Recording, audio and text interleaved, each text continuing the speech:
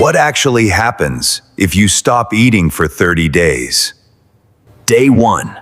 Your body burns sugar, then switches to fat. Day 3.